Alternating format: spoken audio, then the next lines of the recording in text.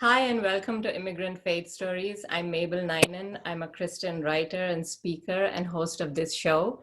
Immigrant Faith Stories is a platform that showcases diverse and powerful testimonies of Christian immigrants. On this show, I invite immigrants to share with you their life stories. They share their struggles and challenges, their joys and sorrows. More importantly, they share how they've witnessed God's faithfulness and goodness in their lives and how their immigrant journey has shaped their spiritual journey. Whether you're an immigrant or not, I hope you will be able to relate to these stories, and I hope these stories will encourage you in your faith journey. My desire is also that through this show, you will get a peek inside the lives of your neighbors and friends who are not just immigrants, but also your brothers and sisters in Christ.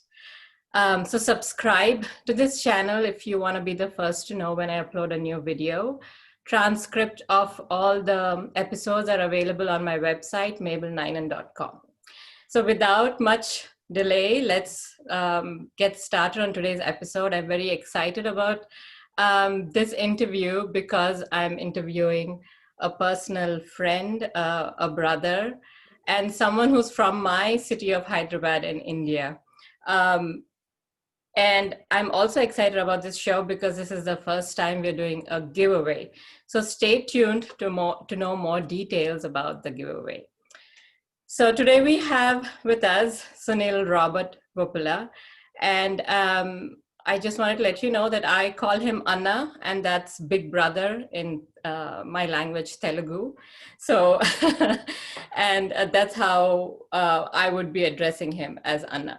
So Sunil Anna is a personal friend, like I mentioned, but he's a global executive with a career spanning 25 years across 3 continents. He's written 2 books, and he's not just an author, but also a motivational speaker and a leadership coach. He has won global awards for his ability to build brands and in the field of communication. I'm so blessed and honored to have him on the show. He will also share with us how he became an avid runner and his story about why he when about how he was in an accident and incapacitated to how he came to run so many marathons and what inspired him to do that. What I love about Anna the most is his love for God and his passion to inspire young people, and that he says is his mission to inspire young people to do better, to be better. And so I am excited about this conversation. I also want to mention that he lives in Edison, New Jersey with his wife, Prafulla. He's got 2 sons, Aman and Sahil. So welcome to the show, Anna. Thank you. Thank you, Mabel. I'm at a loss to call you whether I should call you Mabel or Toy in the endearing way you are Toy known is as fine. in, Toy is the, fine. in our friendly circles. But Yeah. just to let the viewers know that I know Toy and her sister Joy since the time they were very little, because I happen to know their mom and dad as well. Her mom was a very encouraging woman when I was growing up as a young lad in our church circles, Mrs. Malika Sampson, someone whom I subsequently also met a few times during my trips back to India. And it's been a fascinating interconnections that we had after many, many years. And recently, when I was in Santa Clara, California, serving as the CMO of a small startup, then we reconnected with Pramod and their little boy Ryan, and we did life together. So in many ways, it's just 2 friends conversing heart to heart about the exciting highs and the depressing lows of immigrant journey of life, love, faith, adventures, and so on. So I'm glad to be here this afternoon. Thank you, Anna. It's a blessing for me to have you here. Let's start with how you became an immigrant, or the story behind it. I know that from India, you went to London before coming to America. So take us through that journey, the whys and the hows and the whens. Sure. Sure. My parents actually were original immigrants because they came from a small village in Nalgonda to the big city of Hyderabad. And likewise, many, I think, people who those days migrated to the big cities for better opportunities Yeah. actually did that long trip away from their, place where they had these fields and they grew up in those small villages. But lack of opportunities pushed them into the migrant path, and my mom and dad actually were from two small villages in Nalgonda, and they got married and they moved to the big city because big city offered potential jobs. It offered better access to education because there were English medium schools and so on. So that drew all these very aspirant folks into the big cities. And my parents had come into the city back in the day, and I was born in Hyderabad, and so Hyderabad was always home to me. But I never really had global aspirations till much later because, as you may or may not know, my first of my struggles were not for any success or wanting to become a global executive or anything. My first half of the story was just to stay alive, be a survivor, because between my early years to the time I was 11, my family was okay. My dad had a job, but at the age of 11, I, along with three siblings and my parents, were completely staring at a barrel of poverty because my dad had lost his job. So here we were, six of us in a big city, no job, no income, but rents to pay, six mouths to feed, and potentially losing education or access to school. So this their immigrant journey took a beating right then. I mean, within a few years of them moving to the big city. So it's a very depressing scenario that I grew in since the time I was 11 all the way till the time I was 18 when I got my first job. So in that 7 years, me and my two sisters and my younger brother, we really experienced a lot of difficult times. For days we would go on without food. For months together, we would just stay in a home, and when we are not able to pay rent anymore, they would just throw us out. So we are back on the streets, and then we go find some other place. It was just hand to mouth kind of an existence, and under those circumstances, my education was a non-starter. I could not pursue education. And back in the day, in the 80s and 90s, if you did not have education, you did not have a job. End of story. At least now, if you have an undergraduate degree, you can go into a BPO, you can do some kind of skills that you have. There are vocational opportunities if you're gifted with some hands crafts that you can potentially earn a living. Back in the day, it was unless you have a graduate degree or a postgraduate degree, you had no chance of surviving the corporate battles and the corporate scenarios. So in that context, immigrant journey was a far-fetched dream, but for me, it was all about survival and supporting my family, my mom, most notably, because my mom was really waging this lone battle as a wage earner and as a breadwinner. And so to come alongside and support my mom was really my first order of priority. Yeah. And by God's grace, and around that time, I really fell into bad company in a polytechnic. That's another thread that your viewers may or may not be interested. But so I did some very interesting, exciting adventures, which I'm not proud of these days. But in that scenario, in that tumultuous scenario, I found faith, I found God, and that aha moment set me up to turn my life around. And since then, I started working. I supported my sisters and my brother to acquire education. So they went on to get two master's degrees, each of them. And then they were settled.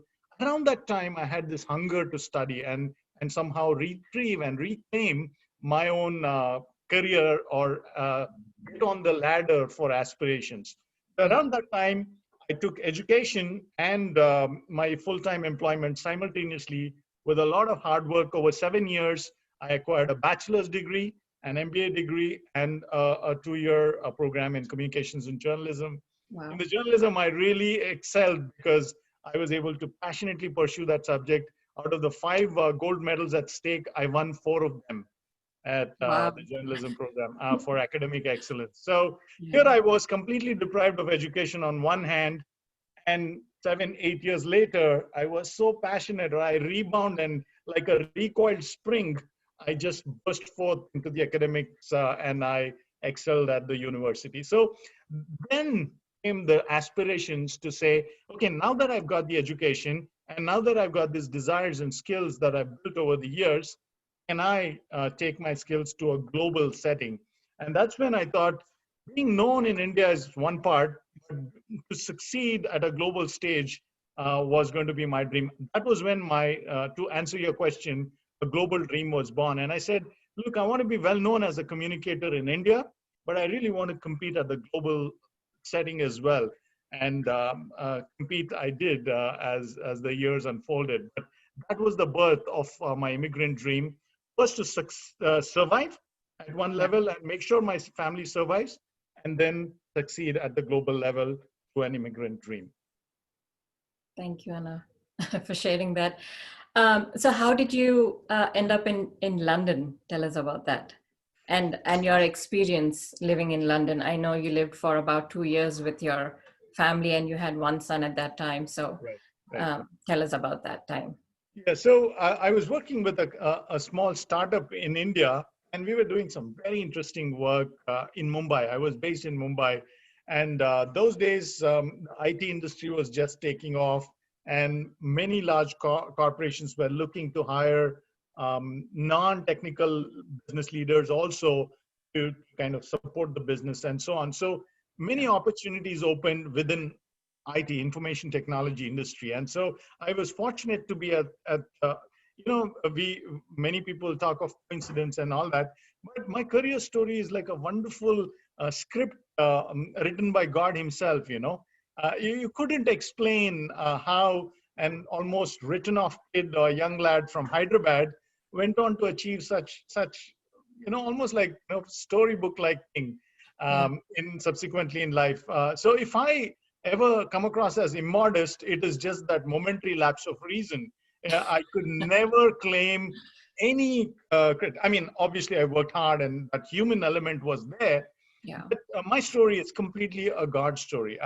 As a follower of Christ, I could just not take any credit from the way He weaved my story. It was a masterpiece of a story. And there is, I told you about some stuff that I'm not proud of. Most notably, I had a very difficult relationship with my father. And it was all my life I was like waiting to get out of the house and move away from his shadow, because I hated the fact that all of us went through hardships because of his Mhm. lack of career management skills or career hunger, or whatever, right? I felt he let us down as a dad. And so that anger, I was just driven to get out from his shadows. But that one part was not completely healed till I made peace subsequently as a follower, subsequently as I mean, I was standing at platforms and I was telling young people about relationships, but on one side, my own relationship with my father was fractured. So till I made peace with my father, I was never a completely healed individual. So it was a very awkward moment. I wrote a letter, an inland letter to him saying, Dad, please forgive me. This is really awkward, but I made some big mistakes. Please forgive me. When that feeling came, I was a free individual. Then I was able to kind of take off after that. So while I was working in Mumbai, my family was still in Hyderabad, and I was really involved with my family. But the opportunities I got, like I said, after my education, started really setting me up well. For example, in these youth group circles that I was involved, many people saw potential in me to be a good public speaker who enjoys the written word, the spoken word, and they encouraged me to pursue that in that communications direction. Little did I know that I would be actually making that my career, my calling, my lifetime avocation, where I'll be just committed to learning communications as a craft. It's like I said, right? It's only God who scripts these kind of comeback stories. So from that stage of in Mumbai, where I was excelling in my job, they saw potential in me and said, hey, there are opportunities that are opening up for us as a company. We'd like you to go to UK, for example. So I went to the UK, although all my friends were going towards the IT side, learning coding and getting into IT. I said, I will always stick to the calling that I have. I will never trade off my personal passion for just getting to the US, right? I mean, many people get to the US just on coding jobs and coding visa when their passion might be elsewhere, right? So I did not want to do that. So I went to UK, took this opportunity, and boy, it was a very rich experience. Within 2.5 years, we were really immersed into the culture.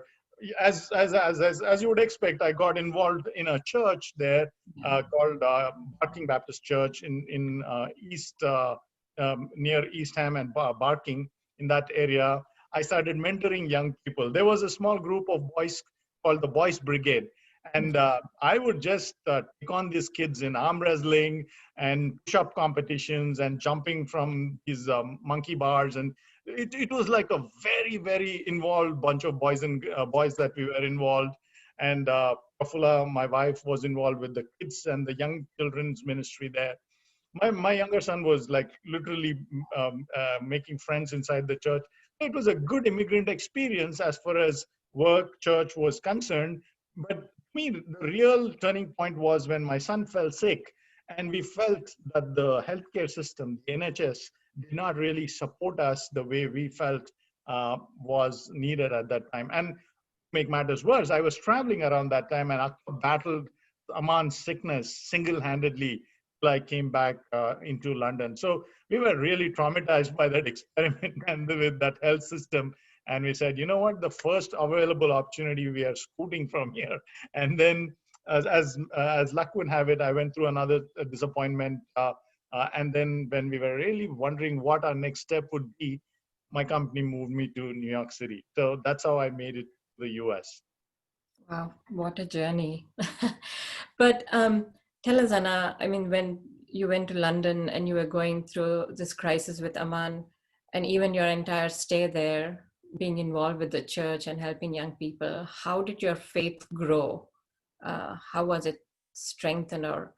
See, I think God takes his people out from comfort zones to grow them and stretch them. If you look at the biblical model of how leaders were stretched and strengthened, you would realize that it had to happen when they were brought away from their comfort zone. Moses had to go into the wilderness.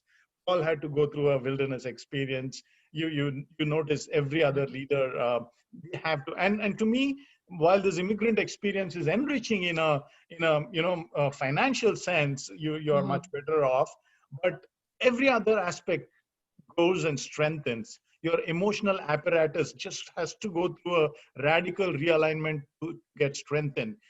Your spiritual hunger and searching will change. Your own orientation to culture, your past, your roots will also change. For example, when we were in India, we would never speak our native language, Telugu, or watch Telugu movies or know what's happening in our Telugu circles.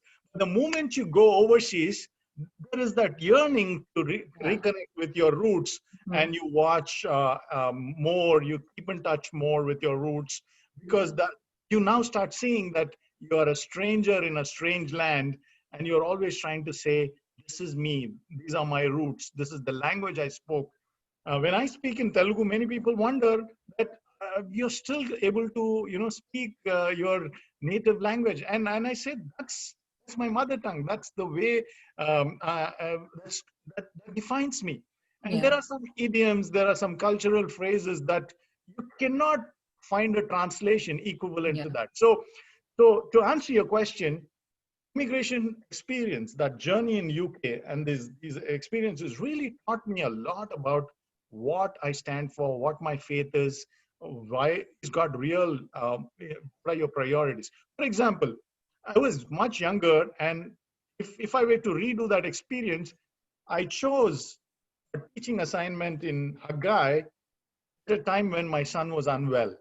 If I know any better, I would never do that again, even if it means that the organizers at Haggai would be disappointed with my last minute change in schedule, I would pick being with Prafulaka and just support my family at a time. I mean, I wouldn't so almost casually pick the teaching assignment versus my son's thing, because even God wants us to have priorities where we make decisions based on what are eternal, what He wants, as opposed to just what you feel in your own impulsive way. So I felt that it was a growing phase. I was young, restless, energetic.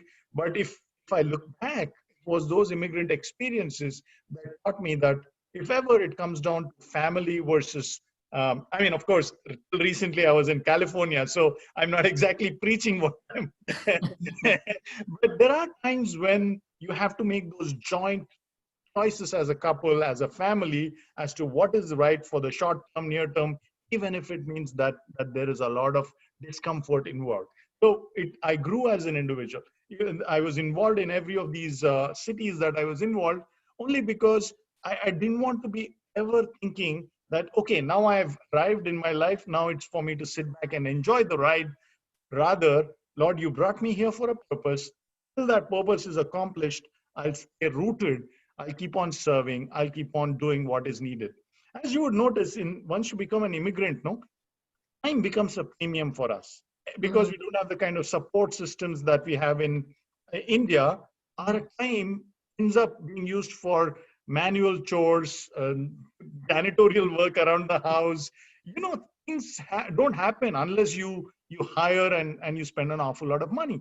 Yeah. So the ability for you to just say, what are priorities? What is my family wanting at this point in time? This ability to relook at who you are and understand and get that true calling and identity comes when you are immigrant. You get to be a Yeah. lot more reflective. I grew up because I didn't have a ready friend circle. I was involved in Toastmasters. I did a lot of the social things, but that, that question to look at the mirror and say, who am I at this stage in my life? What does God want me to do? Where is my purpose? What can I do to serve others around me? What gifts and talents can I use to lift up others? Those are the kind of questions I asked in my time in London. Wow. Thank you, Anna. I can certainly relate to that journey. And at some point, I think it took me many years of struggle to arrive there, to ask myself, God has put me here for a reason. So what is it that He wants me to do? And definitely, even my faith has grown so much. So I can relate to that. Um, so how did you become an author? And tell us about the birth of your book and the journey. I know I Will Survive is a bestseller. It's kind of a memoir, talks about your journey from adversity to, I put it as adversity to adventure to awards. So how did that happen? Like I said, towards the end of it's always good to talk about your disappointments as well. Towards the end of my time in London, I really had a big disappointment. I applied for a big job in a big channel that has three letters, starting with the B. I thought the job was there for the taking. I was going to become a senior leader, it came down to the finals, and I was like this close to getting it, and for some reason that job eluded me. I was very disappointed, and I was going through that low after, because when you put in your heart, soul, and mind into something and you don't get it, you go through a lot of Yeah, disappointment. yeah. So as a result, what happened was I was grappling with that, and when I went to the USA on a personal trip, what has happened was I talked to the CEO, and I I was able to explain to him that I'm not doing my best as far as my talents and gifts were. And then he said, if that's the feeling you get of being underutilized, why don't you move to the USA? What happened overnight? He moved things, and within a week, before I could even get back to the back into UK, my big boss had moved things, and papers were moving, and the application to move me to the US happened. And in a blink, literally speaking, within a couple of weeks, we were ready to start packing up our home, sell our car, things like that in London. So, uh, when when the script writer, as I talked about God as being my script writer, starts coming to the end of a chapter and he starts opening up another chapter, marvelous things start happening. And it happened with me in a very peculiar and in a very unexpected way, because I was really sort of well settled in London. I had a car. Aman was going to a good school in Barking and Dagenham area. We were like all set. Prafulla was teaching in a very good school there called Manor Junior School. It was all set, and then we had to uproot ourselves and move all over again. In that disappointment, when I got here, I started looking at ways and means of saying, okay, now that I've come to the Wall Street area where I'm doing some work with international media, how can I make my company better known? How can I make my own story well known? And I started looking for opportunities. And in 2007, a very interesting thing happened. I applied for a competition called a Stevie Award, which in equal in if I should also show it to you. This is called a Stevie Award, Wow, and that's amazing. it's a if you Google search Stevie Awards, Wow. you will find out that Stevie Awards are some of the coveted awards in the business world, and this award for the best corporate communicator in the world, we applied, and from applicants, and in that year, applicants, more than 100 applicants from about 35 countries, different categories applied, and I won it in 2007. To me, Wow. that was a big defining moment, because I felt that from being a nobody in Hyderabad, growing up with issues around identity, rebellion, some of those questions in 2007, completely Yeah. coming to receive a global award really was a defining moment for me. Yeah. And as soon as I went to India, a lot of young people and youth groups and youth meetings, these clubs, these young clubs, wherever people, they gathered and said, hey, can you tell us how your story went? Fascinating story from Hyderabad. You went in and you did this remarkable thing. And that platform started opening up more and more opportunities and say, Sunil won this award for communications, a Hyderabad guy, an Indian guy winning this in a Yeah. very coveted field, a super competitive field was a big thing for me. Yeah. And that platform started growing, and we would only be able to go to India once or twice a year. So around that time, this actually it was Prafulla's idea that he said, why don't you start telling your story in such a way that even when you're not in India, that story will continue to work and inspire people. So we actually started writing this to in the form of a testimony first, Okay. because obviously you want to tell your story. And then again, like a beautiful wife, she challenged that assumption and said, look, your story is a universal story. Why do you want to just confine it to a sort of a religious audience or a church going type of an audience? Why don't you tell the story to everyone? Because every young person struggles the way you do when it comes to tough relationships and thug life and that kind of stuff. So I said, yeah, it's a good idea, and I actually kind of for a change listened to her. You should always listen to your wife, right? Yeah. It's a one of those advices that really was in retrospect a very valuable advice, because once I started writing it to a general audience and I started putting it out there, magic started happening. I reached out to a couple of mentors and I told them my story and said, you guys have any inputs to this story? They said, we love it. In fact, not only do we love it, we'll share it with a couple of friends. And so a friend of mine actually shared it with another, a couple of people in his circle. And one fine day, I got an email from Ratan Tata's office saying, Wow. Mr. Ratan Tata is so happy to endorse your book. Here are a few lines that Mr. Ratan Tata would like ascribed to him. And I was like, are you kidding me? This is like dream come true. Yeah. Not because, again, success is not where you go. Success is where you go from where you started. Yeah. It's a relative journey. It's Yeah. never, it's never an absolute terms. Within the conditions that you had, within the boundaries you played, did you achieve what was humanly possible? To me, that's a definition of success. And to me, that really set me up. After that, I said, you know what? Even if it didn't sell a single copy, just the fact that I had this respectable business leader endorse this book, and I also got another endorsement from Joe Kennedy, who's a former senator from Massachusetts. And after that, there was no turning back. So to me, the immigration journey into the US really took off, and in parallel with my ability to impact. So those two are parallel. I know I did not come just here to make a quick buck or make money or just find a comfortable niche and stay there. I felt God called me to make a difference wherever I go. And hopefully I was faithful to that calling. Wow, that's amazing, Anna.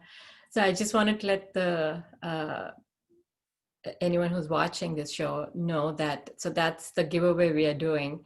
If you like this video or leave a comment, you will be entered, yes, to win a free copy, a signed copy of Sunil Robert's book, I Will Survive. He wrote a second book, Bound to Rise.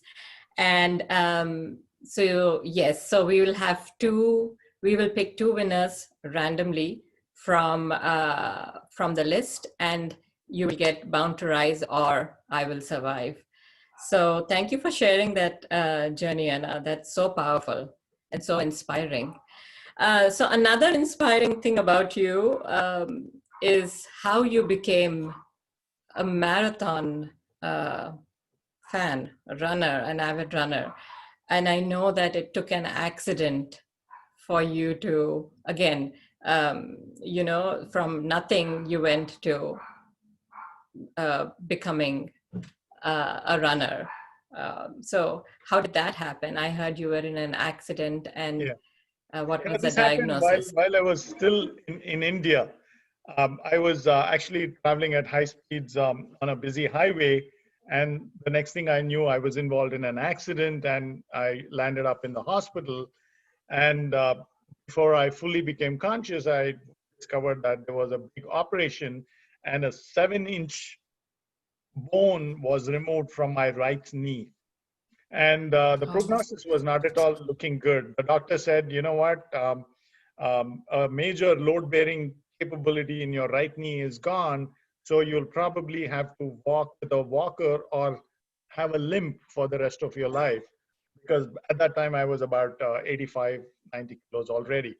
And they said the right leg does not simply have the ability to hold your weight. So even if, after a lot of physical therapy, you'll at best get enough to walk with the help of a cane or a walker. So that was a very depressing prognosis, because back in the day, I had long hair, a reasonably well-built personality, and what young girls would call tall, dark, and handsome was close to what my description was. But I was very depressed after that. I was very depressed. yeah. And I just went into a shell. I grew out of shape, and then went to Bangalore, Mumbai, and all that. I became totally. I grew at the compounded annual growth rate about 3 or 5 kilos. So by the time I came to America, I was like completely bent out of shape, and carrying a side of depression. Physically, I was nowhere close to what I was just 5, 6 years ago. And I was going through a very dark phase from a physical fitness standpoint. Remember, I was like an average American Indian kid. Every young Indian kid would play cricket, very active, be very active. They're like most Indians are cricket fans, and I was too. And from that very sports puffy lifestyle, I completely became sedentary, and it was not in a good shape. Two big incidents really transformed me, and I want to share them. The first one was I met Cecil Murphy, a very prominent writer who wrote that famous book, 90 Minutes in Heaven, and so on and so forth. I had met him in India, and when I moved to the United States, he came and visited me in Edison, New Jersey. He stayed over a weekend. He saw my lifestyle, and he told me at that time he was 77, I think, late 70s. And he told me, Sunil, when you die, I want to be one of your pallbearers. And it took a while for me to absorb what he was saying. Here was this, at that time I was in my early 40s. I said, are you kidding me? Here's the 77-year-old man who was running 2-3 miles a day, remarkably fit. You won't find one extra pound of fat on Cecil Murphy's body. He looked at me and said, Sunil, you've got to change your lifestyle. I mean, that was the message he was giving, but he said, I want to be one of your pallbearers. Only a writer could have come up with that kind of a jolting line. And that just jolted my mind. It, like young people say, right? It blew my mind. Yeah. And then as that thought process was whirring and stirring my brain, I also changed from my previous company, Oracle, and into TCS. TCS, as you know, is a large Indian company and a company that I've grown to love immensely. And even in that company, a senior leader was making way to a younger leader. This time, a 46-year-old leader called Chandra. Now, Chandra's claim to fame is outside the fact that he's the CEO of a big, large corporation. He himself is a marathon runner. So he came to New York in the first week of November. He ran a marathon on a Sunday. And next day afternoon, came to attend a leaders meeting in Jersey City. And Wow. the entire audience was blown away that on Sunday, this man ran a marathon. And on Monday afternoon, he's talking to about 100, 150 senior leaders in TCS. And somebody in the audience asked him, how do you manage this? This is a remarkable story. You just ran a marathon. We all know that New York Marathon happened yesterday. How are you energetic? You're standing up, you're speaking. And then he said, look, if you cannot proactively manage your health, you cannot manage anybody else. You cannot manage anything else. And, there are some things that happen that are beyond your control, right? Accidents, for example, are outside your control. Some grim prognosis or something happens. COVID is something that is outside our control, right? Yeah. But within the realm of normal controllable things, if you do not control your health, then you're not a good leader. That's the slant he was taking and that. So between Cecil Murphy and Chandra, these two came together and I said, I got to get my house in order as far as fitness is concerned. And then I said, let me go and run on a treadmill. I did not even last a minute because as you can imagine, run on a treadmill itself is scary because my load bearing capacity was not good enough. And I knew I would never be able to run unless it's like run outside or to cut a long story short, from 1 minute, I went to 2 minutes to 5 minutes. And slowly I started picking up that ability to run a few minutes and then run a mile. And then from then on, my journey started. In 2010, I ran my first half marathon, a Philly marathon, which is 13.1 miles. Not a big deal for many people, but for me, it was a huge deal. 13.1 miles is like 21 kilometers in Indian distance. Not a big deal because there are many who run ultra marathons. So if I compare myself with true athletes, it's not a big deal. But from where I started, it's a big deal because people said he has to walk with a cane. He will never let go of his limp. I'll always limp. That really started giving me the high, what they call runner's high. In the runner's world, there's a term called runner's high. And once you run a long distance and you've beaten all the limitations in your body, you experience a chemical high in your mind, and that is almost like addictive, right? So many people go through painful distance stretching only to experience the euphoria that your body has done something that wouldn't have been possible. And I developed a love for running. Within 6 months, I signed up for the New York City Marathon. And the next year, after I met Chandra, I ran the New York City Marathon. So he was like instrumental in bringing Yeah. me to a point where, and since then I've run nearly 10 big full marathons and 30 Ks, and it's been a phenomenal running journey. I ran 5 of the top 6 marathons in the world. If it were not for COVID, I would have done the 6th one in Japan, but it has to wait for another year Yeah. because they Yeah. canceled it. And God willing, next year, if not, whenever God opportunity gives me the opportunity. But I'm on my way to accomplishing some great stuff in running.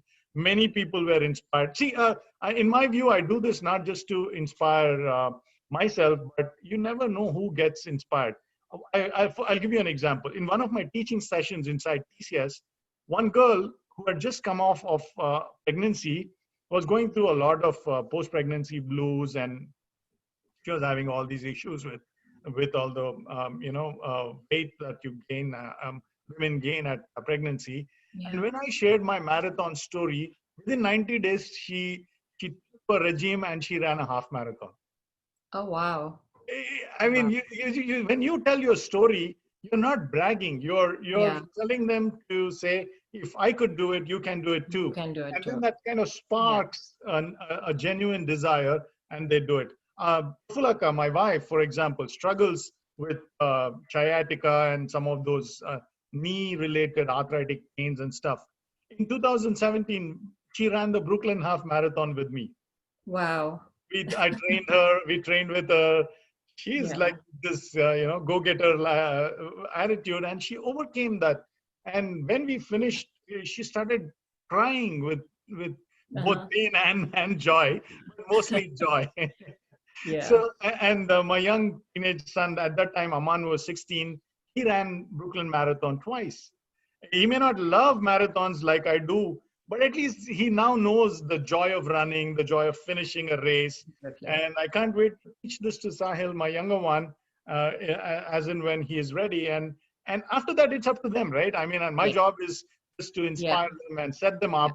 And after that, it's so I started a running club in the Edison area. I started a running club inside my complex. So wherever I just try Yeah. to kindle this love You're of running spreading to the word. Yeah. Trying people. to inspire. And happy people, healthy people are happy people, and they are stretching and they are not in the comfort zone. So I believe that's my God-given call to go around and just uh, in Hyderabad the term is you go and do ungli to somebody, right? You're just constantly pushing people and say, hey, why can't this be done? Why don't you consider this? You're challenging their assumptions and you're encouraging them to live a fuller life. That is my, I feel, God-given call. That's really inspiring. I know my husband and I have been trying for a long time to become more fit, and I'm really inspired to take it seriously, take my health seriously. And it is possible. Like you said, if you can do it, I can do it too. So quickly, Anna, before we go, you've shared your life story up until now. And I wanted to ask you your opinion on the immigrant work ethic. I know there's lots said about it, but specifically talking about Indian immigrants, Indians have done well abroad. If you look at the Indian diaspora, they're successful. Even in America, even though we constitute just, I believe, 1% of the population, in terms of whether it is income or other things, we have done well. So, what do you see? And you've worked with all kinds of people from all over the world. What are the good, the plus and the minus points of an Indian immigrant in the workplace? Sure. If I may See, ask your opinion, yeah. it's a fascinating topic. A few years ago, someone asked me on TV actually saying, what makes Indians so successful?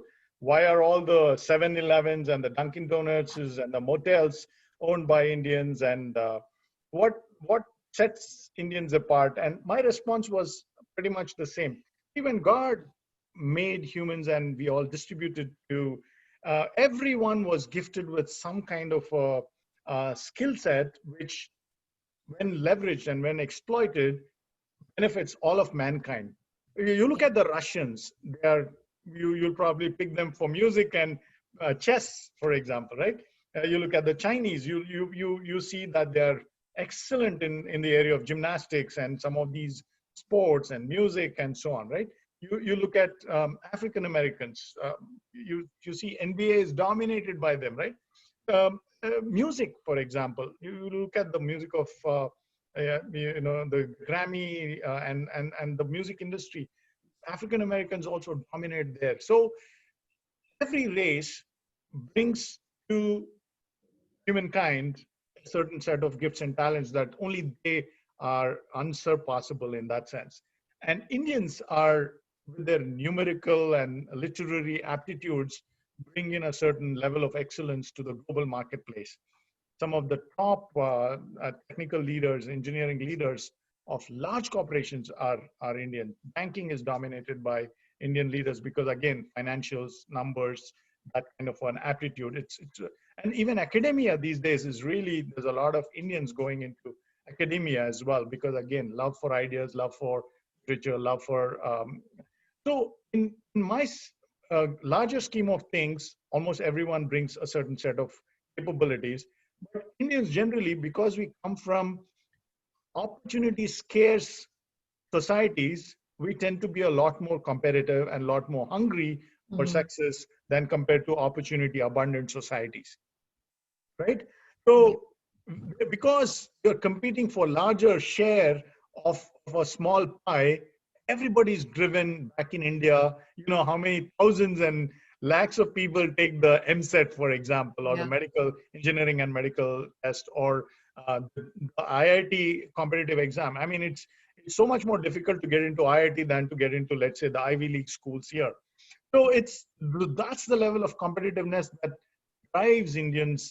So those are the positives. For us, excellence is almost like a given in certain Indian homes. Indian parents are driven, they push their children, so the children get that excellence and the streak of competitiveness. So that's the good part. The flip side is we now need to thinking beyond success. What does it mean to build and give communities? We are great at succeeding and climbing the ladders of success. It is only now many of the Indians are trying to say, therefore, what can we do for others? Like give back, build for those who are marginalized, underprivileged, and so on. So I think that's one area where we can really see a lot more involvement from our community. I particularly, for example, when in Toastmasters, when I was doing a program on community, I had to work with an African American community, and I was so shocked by the lack of opportunities in that African American community, where young children are struggling and for numerical and analytical skills and stuff.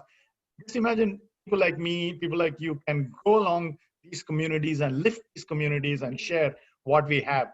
So if we are able to really come alongside and lift these communities, I think we are in a better place as far as giving is concerned. So I feel that we now need to turn our attention from getting and succeeding to giving and helping others succeed. Yes, how we can leverage the influence to help the community. Yeah, I totally agree.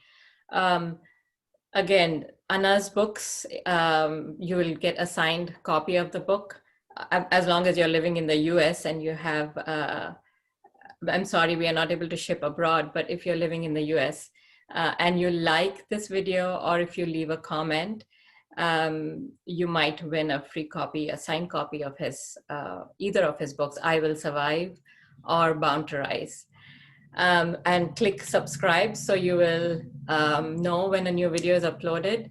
Visit the website mabelninan.com for a transcript of this episode, or to know more about me, to look at other videos. And if you want to get in touch with me, I'm on social media at Mabel_Ninan. So you can find me there. You can find Sunil Robert at sunilrobert.com. And I will put up that link in the description too, so you can get in touch with him if you have any questions. I'm sure Anna would love to answer your questions as well. So thank you, Anna. This has been so exciting and such a blessing to have you on this show. Thank you. Thank you so much.